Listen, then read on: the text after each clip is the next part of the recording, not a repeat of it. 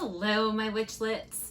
Today we are going to make the quintessential Ostara and Easter sweetbread, the hot cross bun.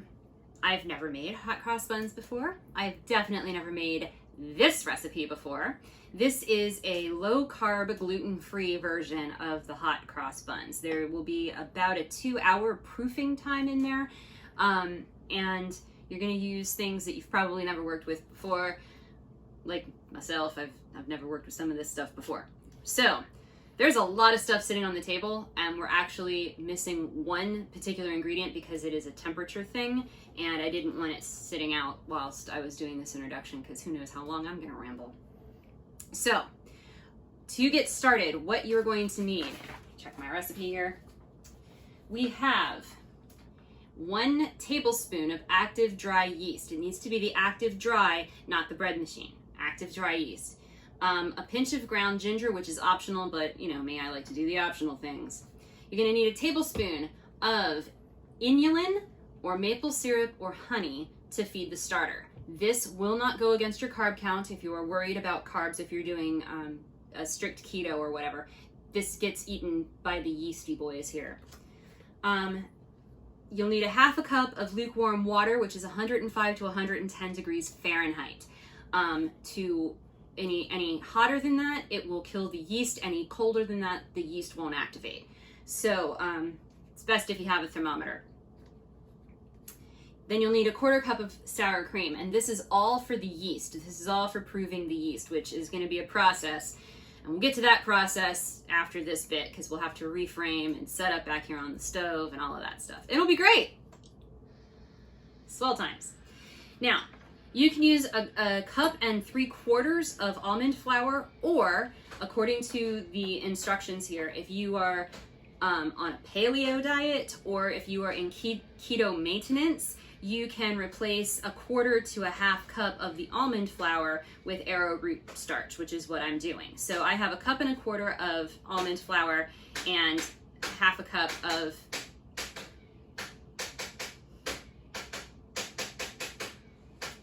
that's our automated cat box. It's going longer today than normal. Of course it is. I'd give it a 42, but I can't dance to it. So this is a 1.25 cups of almond flour and 1/2 cup of 1/2 cup of arrowroot starch. 3/4 cup golden flax meal. 5 tablespoons of whey protein isolate.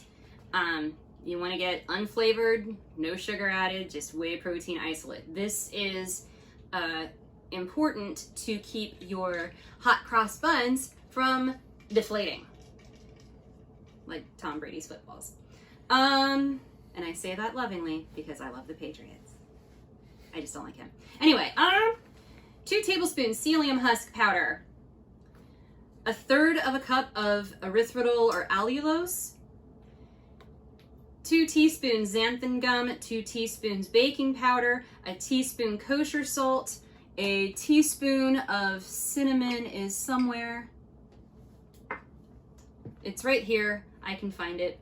Teaspoon of cinnamon, 1/4 teaspoon of nutmeg, 1/4 teaspoon of allspice, 3 eggs at room temperature. This is a long list. A tablespoon of apple cider vinegar, 1 to 2 tablespoons orange zest, a cup of unsalted grass-fed butter, and then optionally you can throw in 1/2 cup of chocolate chunks, pecans, dried fruit, whatever you'd like on that particular part. I have a whole bunch of keto-friendly chocolate pieces, so I'm going to throw in chocolate pieces because I like chocolate. And I'm not a fan of nuts in my food. On my food, yes, but cooked into stuff, no. So that is the incredibly long introduction to this, complete with the random noises that come with any of my videos, apparently. You are welcome for the entertainment. So I'm gonna go ahead, finish my fresh squeezed screwdriver here, and get things reframed so that we can show you how to do the yeast proofing and then get everything else started.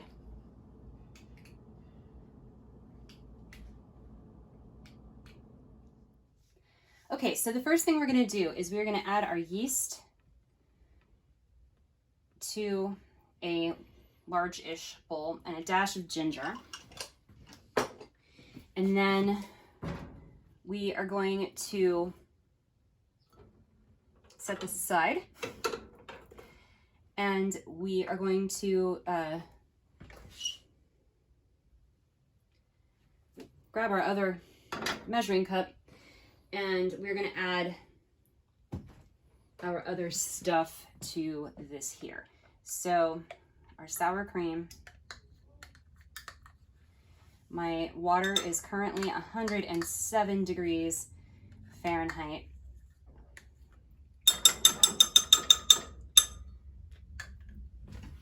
I need a tablespoon.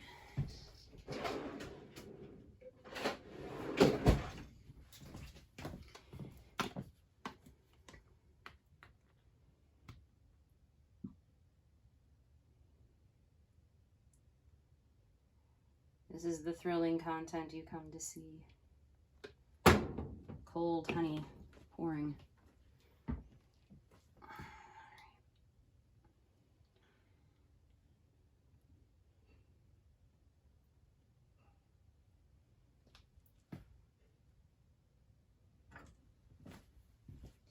And then our half a cup of lukewarm water.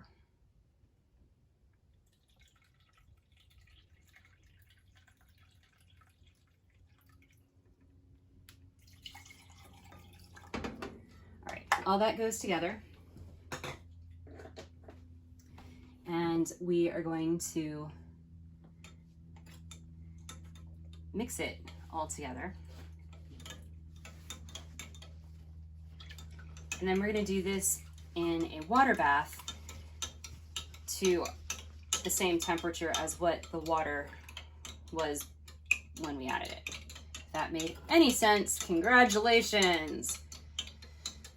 Your kitchen witch did not sleep very well last night, again. So yeah, words are humorous. I'm gonna go ahead and stop the video for a minute so I can get things set up with the water bath. All right, so we had boiled some water previously to help make the warm water that I added to this mixture. So we're just using the remainder of that boiling water for the heat bath, hoping that I don't actually have to turn this on, but I think I'm gonna have to turn this on because it's only 86 degrees right now. And it's not moving. So we're gonna turn that to a medium low. And the water for the water bath is roughly the same level as the liquid that's in this container, in my Pyrex container. So now we just wait until it hits the proper temperature. Then we're going to pour this into the yeast. And why did this just shut off? Fun. There we go.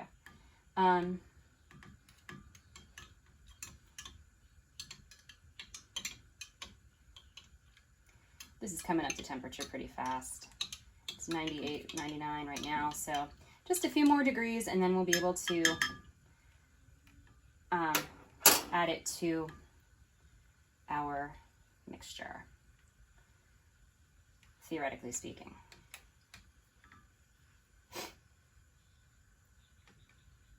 Thrilling content.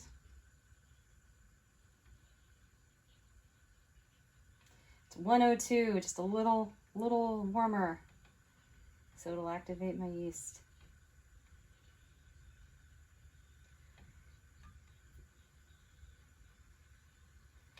Currently 104.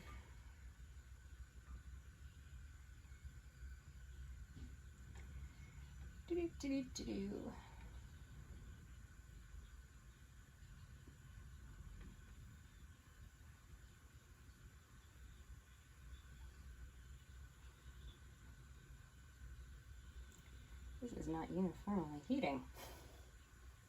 You stopped stirring. That's because the spoon and the... Okay, that's good. We have achieved... Ow. Pain. Oops. Off would be good.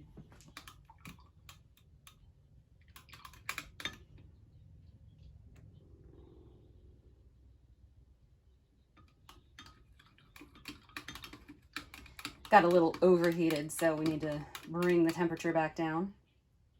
It's currently reading 116, so that's fun. We'll be back in a minute. Okay, so once your your warm sour cream mixture gets to the appropriate temperature, you're just gonna pour it into the bowl with your yeast and then cover your yeast with a tea towel or a kitchen towel for approximately 7 minutes. So while you're doing that, you're gonna mix together your flours and such. You're gonna check on that in about 7 minutes, like I said, and it should be frothy and bubbly and active and all yeasty, and the yeasty boys should be getting to know one another and having just some grand fun. And if not, you gotta start again. So when I poured my mixture in there, I could smell them becoming very active and very hyper, and they started bubbling pretty quickly, so we should be good in about 7 minutes. So you're gonna mix together your flours. Your almond flour, if you are using the mixture of almond flour and arrowroot flour, you know, obviously you're gonna go ahead and add your arrowroot flour as well. Otherwise, all of your almond flour.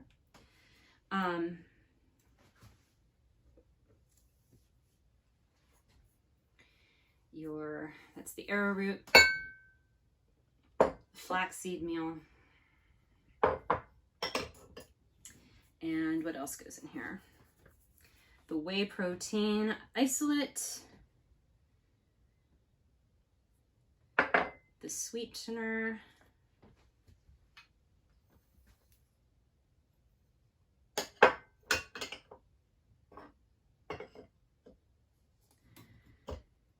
xanthan gum, baking powder,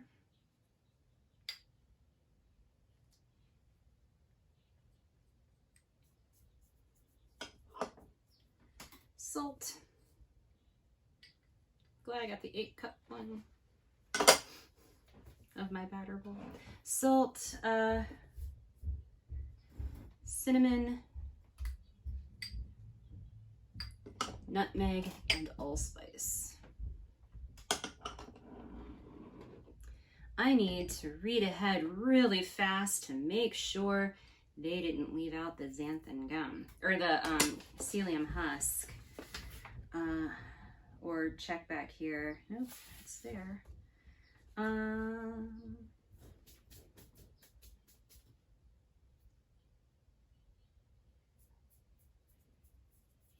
Nope, they forgot to add it. So we're not going to forget to add it, and we're gonna go ahead and add that now.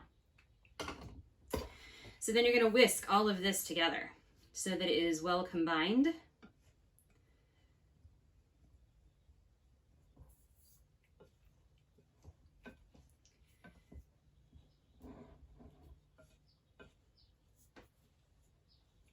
I like glass mixing bowls because then you can see what you're missing.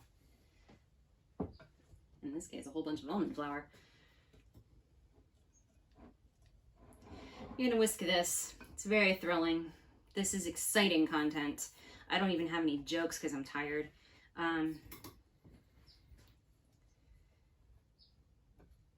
Here we go. Ken. Cameraman Ken. Knock, knock. Who's there? Interrupting cow. Nice to meet you. See, my timing's even off.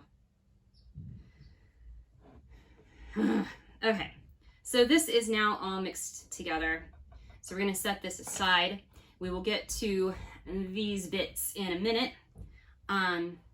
We need to finish letting the yeasty boys get their action on and all of that, and then we will prepare the KitchenAid. Okay, so here are our yeasty boys. They're doing very well. So I'm going to pour, because I don't have a hand mixer, so I'm going to pour this in here. Can you get me a spatula, please, cameraman Ken? Thank you. I'm going to pour it into my stand mixer for this next part, because you need to mix things with an electric mixer. And as stated, this is the only one I have. All right. Come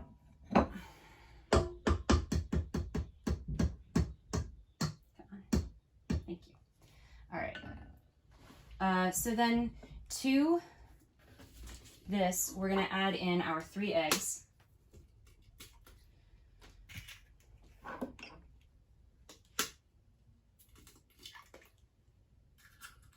I am the messiest egg cracker, I swear. And then the vinegar, the apple cider vinegar, and the orange zest, if I can grab the thing.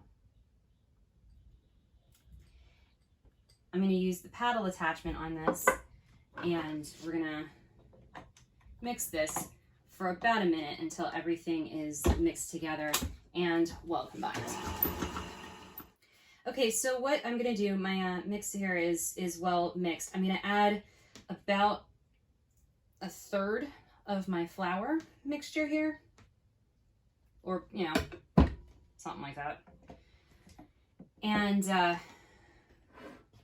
gonna go ahead and put that in here and turn this on and let everything start to combine. And I'm gonna take a bit of my butter and add that in as well. And then we'll add some more flour.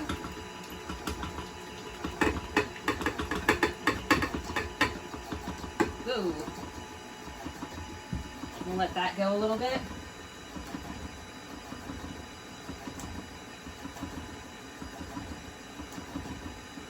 We'll add some more butter.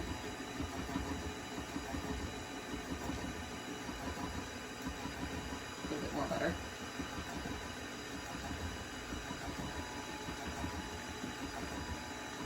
And you wait until you can't see a lot of the butter. Like it's still pretty cubey in there, so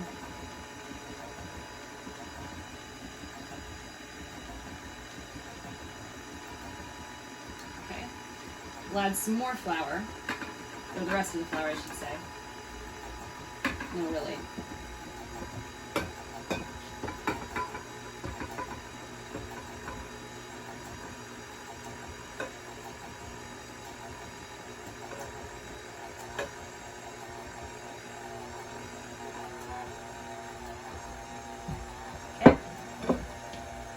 And then we'll add the last of the butter. And once we do, we just have to let this go until you don't see streaks of butter anymore in your dough. This is a very sticky dough, so you'll want to have a wet spatula on hand for scraping it and forming it into a dough ball. Oh, don't forget your chocolate chips if you're going to put any additives in there. Since I'm using chocolate chips, I'm going to wait for the butter to get a little less streaky. Then I'm going to add the chips here, and I think we'll probably have to reframe and then come back for the rest of it. Okay, so you need to use a wet spatula to form a ball in your dish here. And then you're going to want to have your hands lightly wet as well, so you can form this lump of dough into 8 individual pieces. So I know it's difficult to see because this is not a glass container. I don't have anything on the table, and this will stick to the table. So I'm dividing the dough ball in half, in quarters, and then those quarters into quarters. and trying to scrape it off the side here. There we go. Okay, so this is actually going to be 2 of them together. You're going to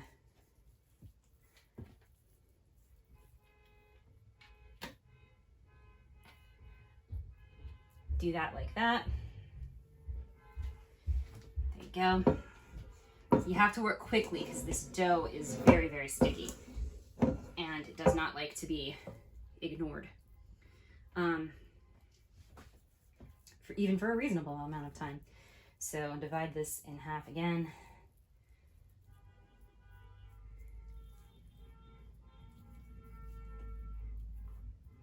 I don't know why people are honking.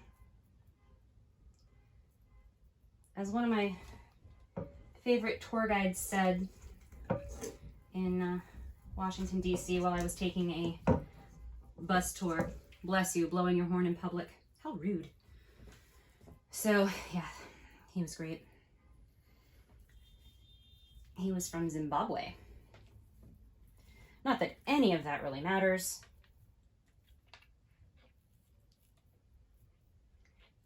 My hope is that these don't rise too much, that they stick together, but we're going to probably have to split them up. We'll probably end up splitting them up. Just trying to show you how to get them onto your tray, because you're going to cover these and let them rise for 1.5 to 2 hours depending on your altitude. They should double in size, so I am definitely going to have to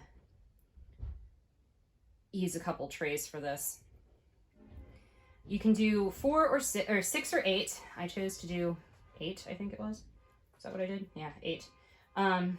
They're roughly the same size. This one's obviously a baby, but that's pretty much what you do. You're going to cover these with a kitchen towel and just leave them alone for, like I said, about 1.5 hours or so.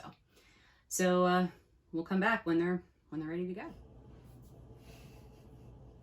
Am I rolling? Yes, we are. Blooper reel time, yay! Yay, blooper reel. All right, so it's been more than 3 hours because apparently my yeast is old and they were not quite the frat boys that they were supposed to be, so they did not rise as much as they should have. And that's okay. This one was sexy time. This one was party time.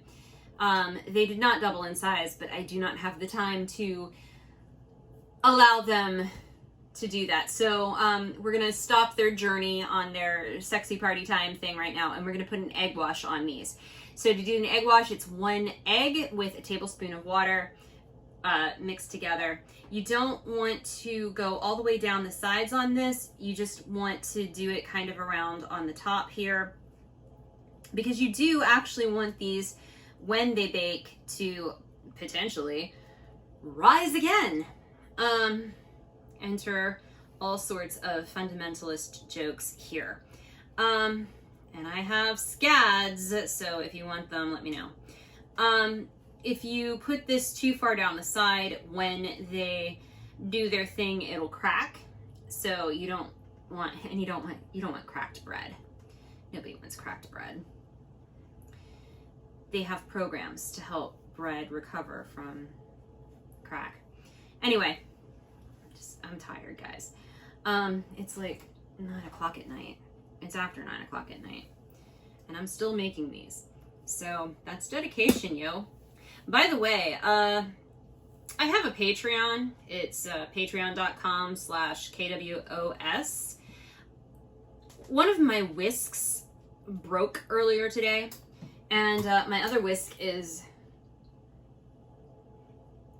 whisking it with somewhere else, apparently. It's on the verge of breaking. So if you would like to support my baking habit, which if you're watching this channel, I assume you do, consider going over to Patreon and tossing me some love over there. That would be fantastic. There is content like blooper reels and, well, I don't have a blooper reel yet because I haven't actually had all that many bloopers, but there's Patreon only video over there. A lot of it is like alcohols currently. There are a few other things though that you might be interested in, like gluten-free noodles. We take requests. What was that? We take requests. We take requests. You get to see cameraman Ken actually on camera. So, you know, there's a lot of stuff going on. So you're gonna want to preheat your oven to 375. And we're gonna bake this for 10 minutes at 375. Then we're gonna reduce the heat to 350 and bake for another 15 to 20 minutes. In the meantime, whilst all of that happens, we'll get things reframed and all of that fun stuff to make the icing that's actually going to go on top of the hot crossed buns. So as soon as my oven comes to temperature, we'll get these in there and we'll come back with the icing. All right, so whilst our buns are in the oven, we're going to make the icing that goes on top to make the crosses. So you're gonna need half a cup of powdered erythritol. In this case, I'm using confectioner's swerve. And then you're gonna need a half teaspoon of vanilla extract. I think my half teaspoons are currently dirty because I used a lot of them earlier. So, quarter teaspoon twice. You will need a pinch of kosher salt. Way too much kosher salt. There we go. And you'll start stirring this together, and then you will add 1 to 3 teaspoons of water. And both cameraman Ken and I highly recommend the use of shot glasses for this particular endeavor.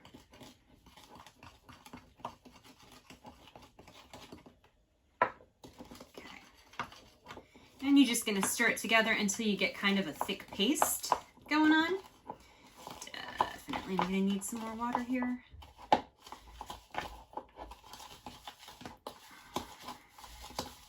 I can taste the sugar in this, I'm just saying. And you're gonna put this into a piping bag or a baggie that you're gonna cut the corner off of to use to pipe onto your buns when they come out of the oven and have cooled for approximately 20 minutes. All the entendres. There are so many entendres. Do what you will, internet. GIF me. I don't care. So yeah, so that's basically, I think this needs a bit more water personally, because this is very thick. And not in like the super good way of being thick. So, okay, yeah, that's much better. All right, so this is going to then pipe onto your buns when they are cooled in the shape of a cross. Now, if you are not a person who likes religious symbology, iconography, whatever. All valid. Pick one of those 3 words, your choice.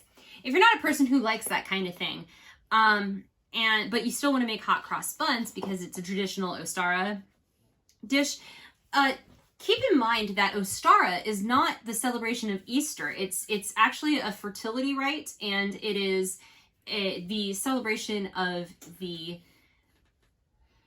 vernal equinox. So what the cross ends up representing is the intersection of the 4 cross sections. You have the cross quarter to cross quarter, cross quarter to cross quarter, and you have the equinoxes that kind of converge in the center. So, you know, you can think of it like that, where it has nothing to do with a deity or anything of that nature. It's all about how the movement of the earth goes around the sun and that kind of thing. Or you can just draw a yoni or a phallus, whatever you want to do. Or, you know, yeah, Make it your own. In fact, if you do that, I want you to post pictures on the blog post either at kwos-food.com or at patreon.com/kwos. I want to see your hot cross buns pictures. However you decide to do the icing. I'm probably going to regret that, but hey, do it. Do it. We all family here. We all family here. I mean, y'all been with me for a year, so. You know, and it's ironic because on this date in 2020, I was in Ridgecrest singing opera for karaoke. Because we had a karaoke DJ who did like YouTube karaoke, so I could sing things like Angels from Within Temptation and Nightwish and, you know, other things like that people were like, I've always heard this song, but I have never heard this song sung live, and this is amazing, you know, kind of thing, because that's like my vocal range. So, yeah. And now I'm sitting here going, and this is how you make icing. Probably not, but this is how I'm making icing. Because I don't care anymore. We're in a pandemic, so wear your masks, wash your hands, get your vaccine, because it's still debatable whether or not I can. Probably gonna try. Might not have videos for a month, so we'll see. But that's better than me being dead. Go.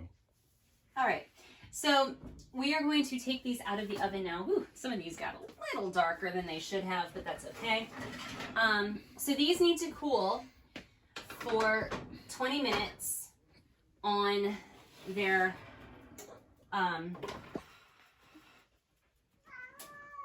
baking trays. That's what those are. And then you transfer them to a wire rack for cooling, and you put the icing on them at that time.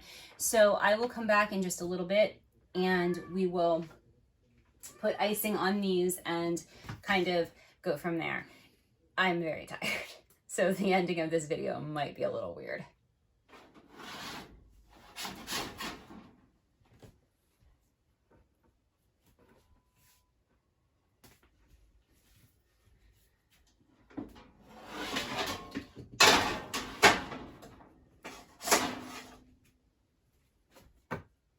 That's the one I'm eating. Okay. We're gonna split this one in half. Okay. Because it's small.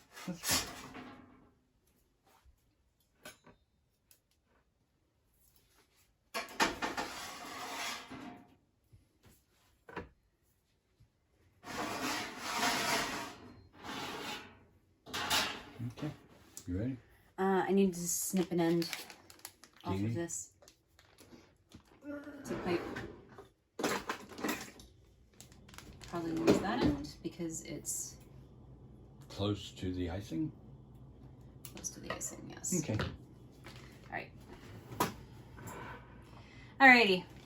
So it's been 20 minutes of these cooling. They're not completely cooled, which is really what you want to do, but I don't have any patience anymore because I'm very tired. So what we're going to do is we are going to pipe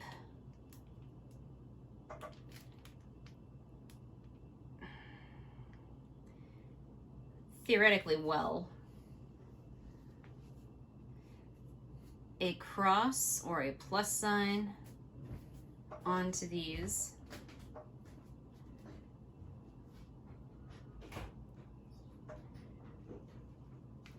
And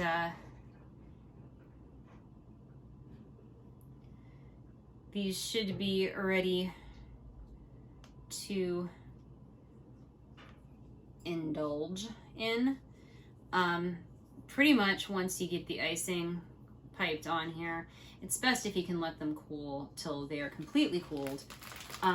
But you're going to want to store these in the refrigerator in an airtight container or in a baggie, or, you know, however you store your baked goods in the refrigerator. I tend to put mine in baggies. So, oops. A little extra icing on it.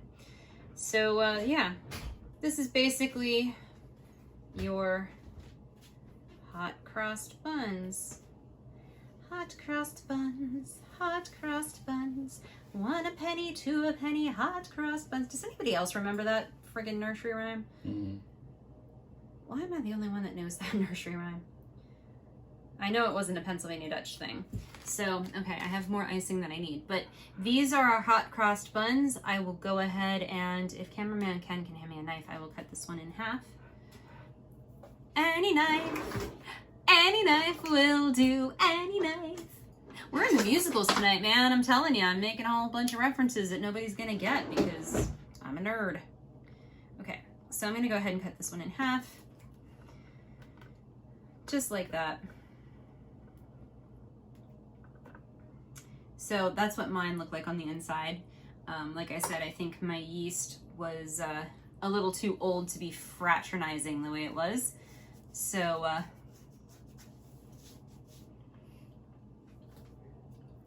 it's still good. It's not extremely dense. It just didn't rise as much as it should have. And that's okay. But it's still good.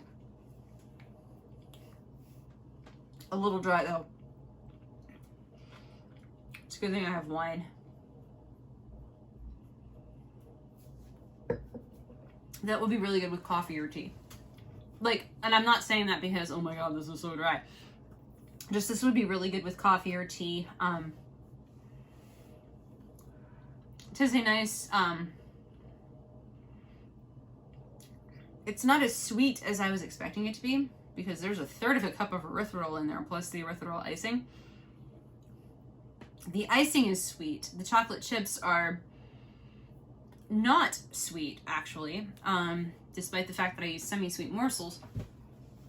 This is not actually a sweet bread. This would probably go well with some savory stuff, despite the, I mean, there's a little sweetness to it, which is fine.